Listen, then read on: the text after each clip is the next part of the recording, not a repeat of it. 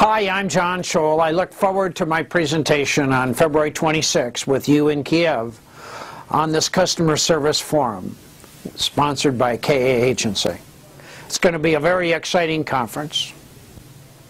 We're going to talk about service strategy. We're going to talk about how you can implement the customer experience. I think that in the Ukraine, that companies spend too much money trying to get new customers, and we don't spend as much effort keeping the customers that we have.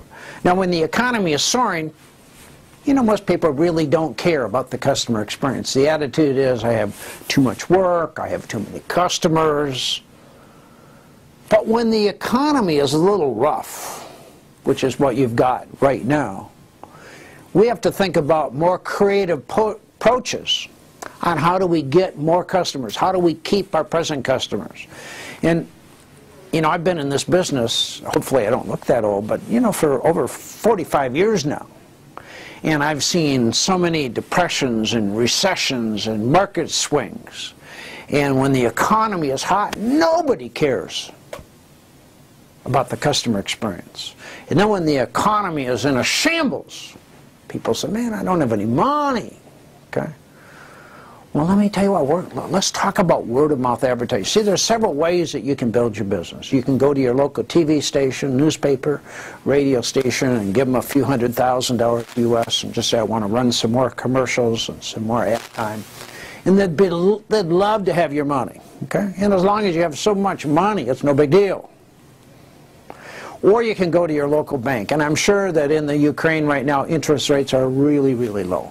And the banks want to borrow you lots and lots of money. So you can go in and you can spend millions of dollars in capital renovation, redo your buildings, make them look awesome.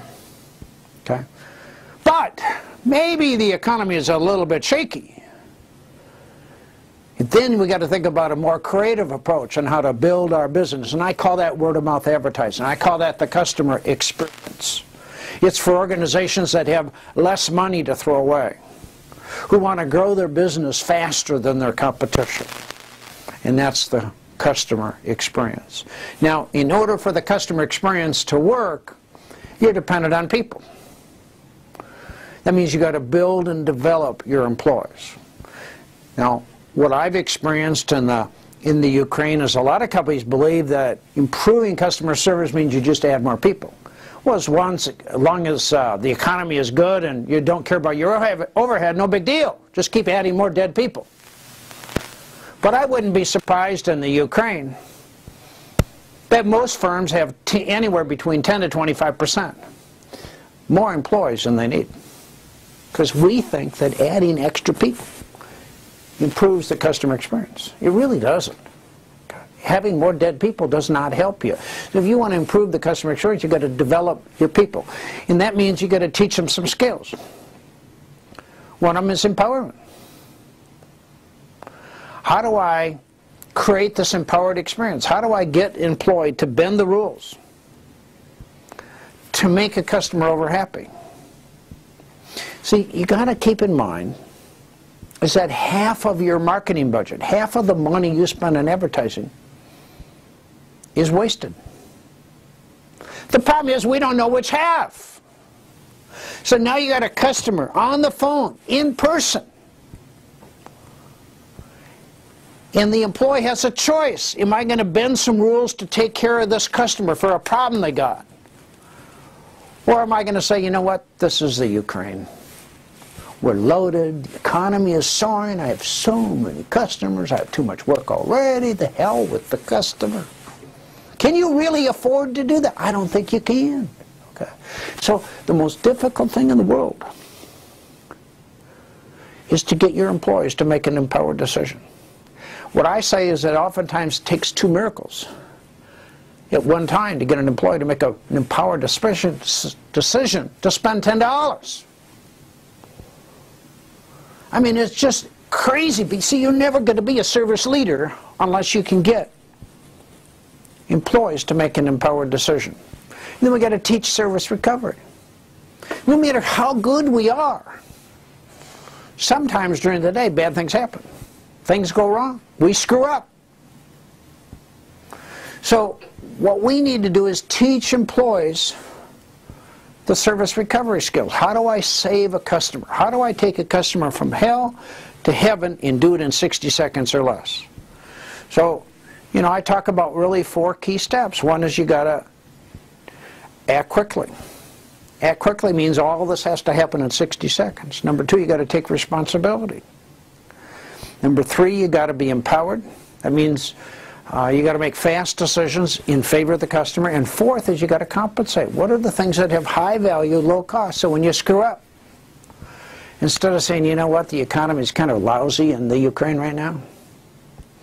I have so many customers anyhow. Goodbye. Or do we say, hey, we got to figure out how do we keep this customer? Now some of us might be thinking, you know, the guy's wrong. I don't believe him. I'm sure he's lying. We have to learn to value the customer, to trust the customer. All of us make mistakes. You have a choice. Goodbye to the customer. Or how about if I keep the customer? How about if I get the customer to be more loyal? That's what service recovery is all about. I would estimate in the United States that no more than 2% of companies can spell the 2 words service recovery. You see, just to say I'm sorry is not service recovery. So what are the things that your organization has that have high value, low cost? So when you screw up, when things go bad, when your staff makes a mistake, something doesn't work, instead of just saying I'm sorry, how do you make the customer whole? How do you get the customer so excited that they go out and tell 10 of their best friends about why they have to do business with you? That's what service recovery is all about. Then another skill that I think is critical if we're going to drive the service culture is that we got to teach employees how to remember the customer's name and why they got to use it. You know, all companies say, well, we do that. Let me tell you what, I'm everywhere. And the chances of an employee using the customer's name are anywhere between slim to none. So the leading edge, I mean, if you want to be different, let's say you had a restaurant in Kiev, the Ukraine. And, you know, I was in Odessa last April.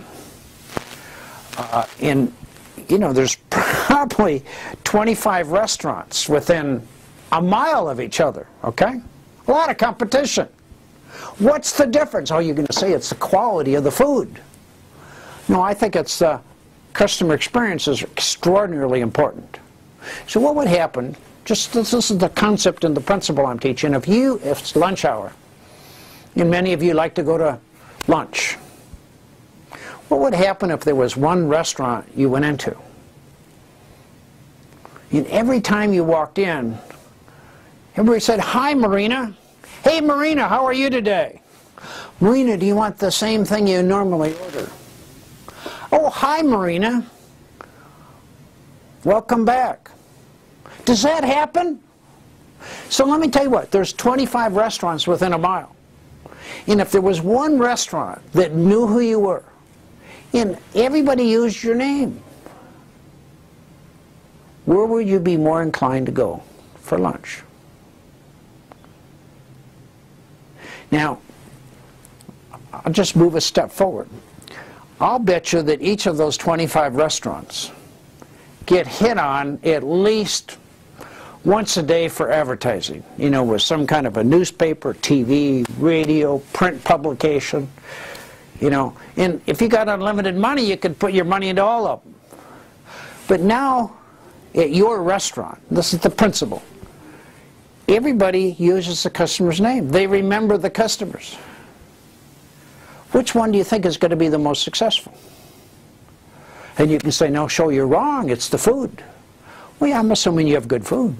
I'm assuming the prices are reasonable, okay? So what I'm teaching are leading edge ideas.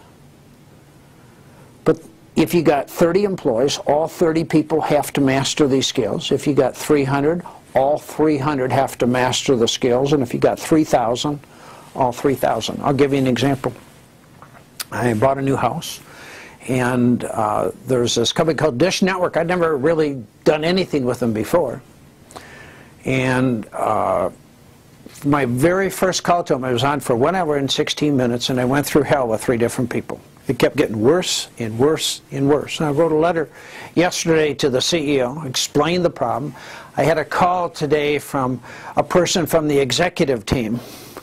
And what he was telling me is why they can't use empowerment, why they have rules that have been established 30 years ago that are extremely important. And he's saying we got 14 million customers, so we must be doing things great. And he said the stock went up $8 in the last 2 days. Let me tell you what, I think I would rate him a 1 on a 10-point scale for customer service. The most important thing, I started with an employee who was incompetent. Then I asked for a manager after 30 minutes. It took about 10 minutes for him to finally give me a manager. The manager was on for maybe 1 to 2 minutes. And then the manager transferred me to the fraud department. The person in the fraud department asked me 3 different times, don't you think you should be working with a different firm? And the most important thing to him was that I would sign a 2-year agreement. I had to agree to a 2-year agreement. I've never used Dish Network before. This is for the TVs in this house. I got, a lot of TVs and a theater and all this stuff, so I thought it'd be simpler just to use the equipment. I bought it from a close friend of mine, and I had her on the phone, to transfer it over.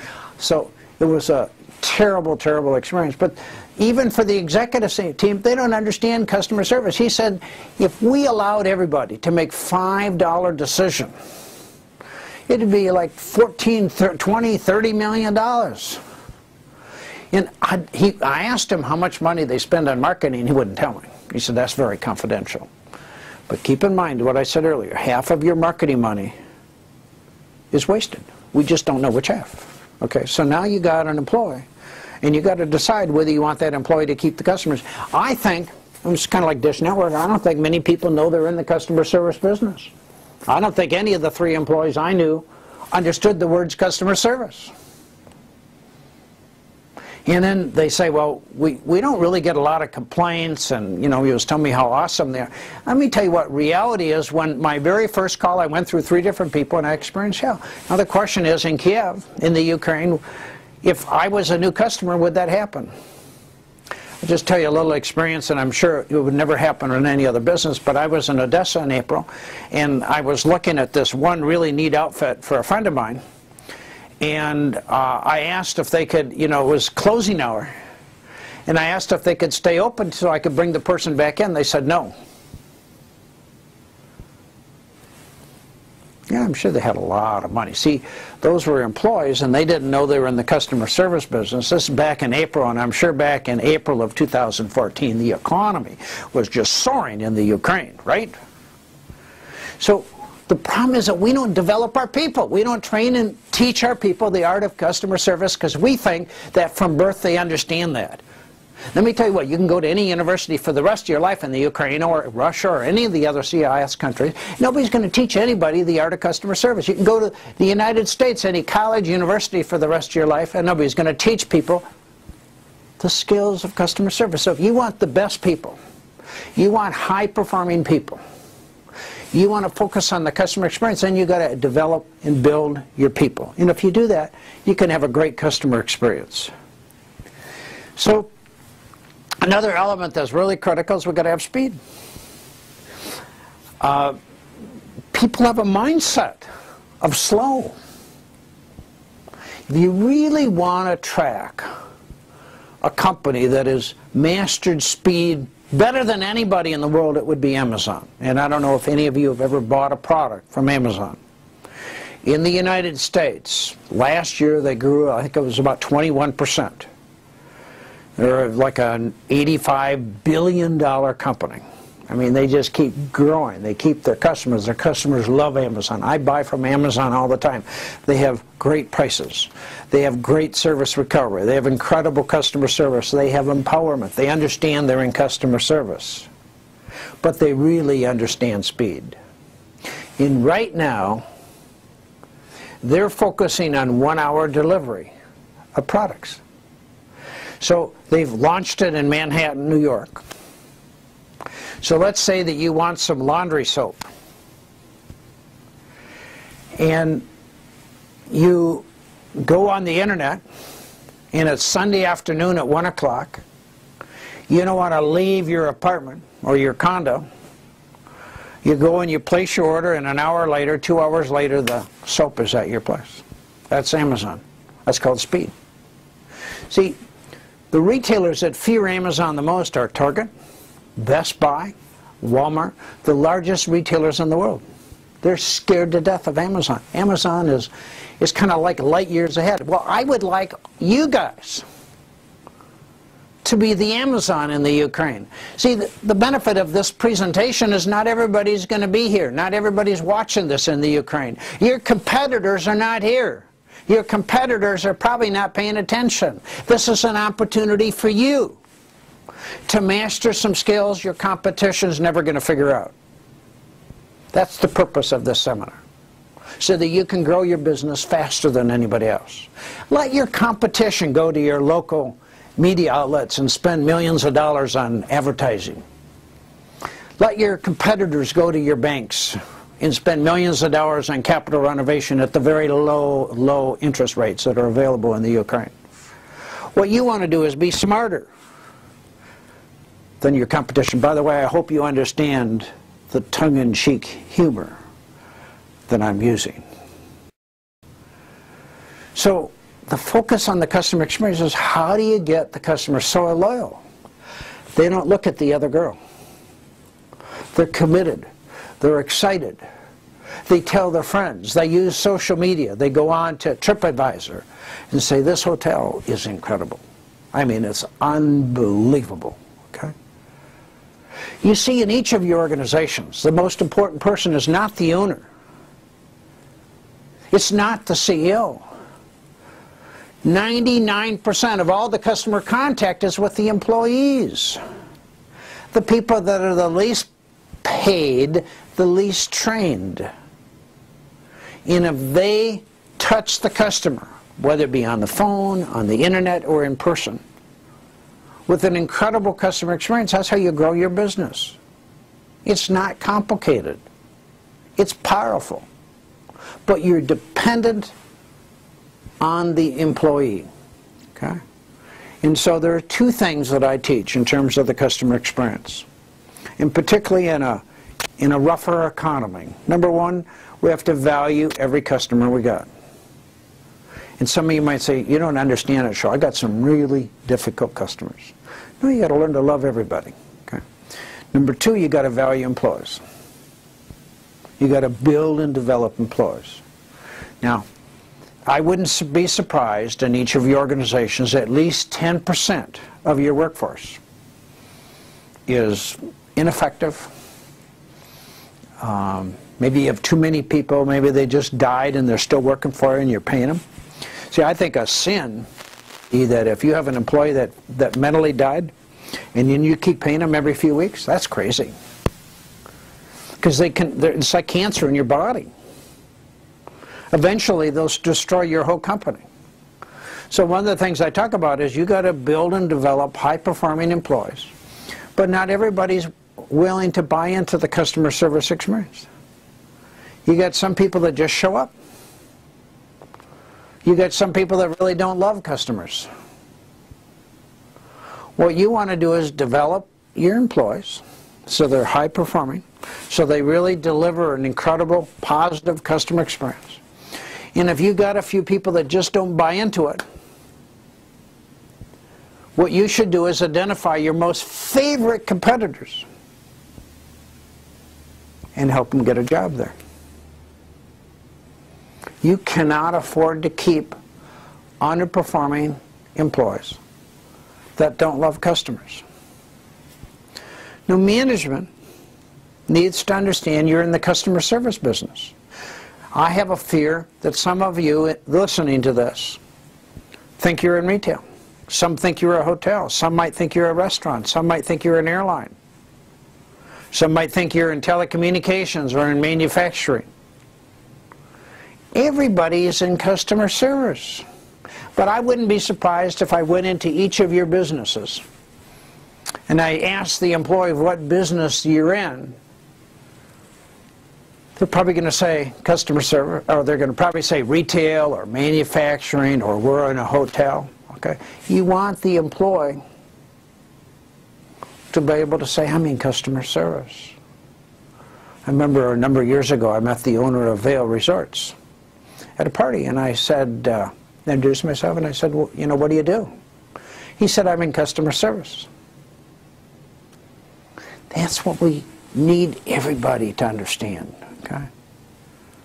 So when they first come to the job, they need to emotionally and intellectually believe their number one job is to take care of a customer, to make sure that each customer is over happy. So your job should be to take business away from your competition. Right now in a lousy economy, a rough economy, you know, you can't just do things the way you've been doing it for the last 5 years. You got to think about, how do I grab more business? How do I keep more customers? And that's what the customer experience is all about. Now, it doesn't take a lot of money to develop your people. And by the way, we have a lot of programs in Russian. We have like 9 programs in Russian that you can use to build and develop your people. So, and our programs do 3 things. We change attitudes and behavior. We teach the skills and the art of customer service. And then we build employee morale and teamwork. It's my belief that if people love their job, love the company, they're more productive. But see, you know, I wouldn't be surprised the average age of your employees is probably, what, 27 years old, 28 years old, 25 years old? So what are you doing to develop this person? So that when the customer is in your store, on the phone, they say, cool, it's a customer, okay? And you can look at the smile on the person's face. You know, it's kind of like your security guards. You know, security guards are a little bit like a robot. And everybody has a security guard, right? Why do you have security guards, by the way? They all look like they're dead. They're frankly worthless. See, what we have is high overhead. We don't care. We just keep adding people. Now, again, if the economy is booming and people don't care what they pay, it's no big deal. But maybe the economy is a little rougher, and we need to figure out how to eliminate costs. And to do that, we need high-performing people. We need to eliminate some of the dumb rules and policies and procedures you got. We need to eliminate people that have died on the job. And then we need to figure out how to lower costs. There's only a few companies I'm aware of that price is insignificant. Apple. We all have to have an iPhone, an iPad. Okay? And they're able to charge a premium for their products. If you go to Disney in Florida or California, they charge a lot of money. Okay? But there's not a lot of companies where they can get away with high prices. So if you look at Amazon, they got incredible competition. And price is very, very important. Nobody's going to say, I'm going to just give Amazon my money because they got great customer service. Price is one of the components. So what are you doing to reduce your overhead? What are you doing to decrease your cost of operation and then pass the savings on to the customer, which will give you increased market share? If you look at Costco, one of the largest companies in the world, they don't mark their products up. They buy directly from the manufacturer. They don't mark it up over 14%. They're focusing on really 2-3 things. One is the quality of the product has got to be incredible because they have an absolute guarantee. So whatever you buy from them, if at any time you're unhappy, you can return the product and get all your money back. Number 2 is price. Okay? And people go in and they're spending like an average of $120 US every time they go into one of those Costco stores because everything you look at, the price is incredible. But they don't sell 20 kinds of coffee. They might have 1 type of coffee, maybe 2, and there's going to be 1 size. Okay? But they're going to sell it by the truckload.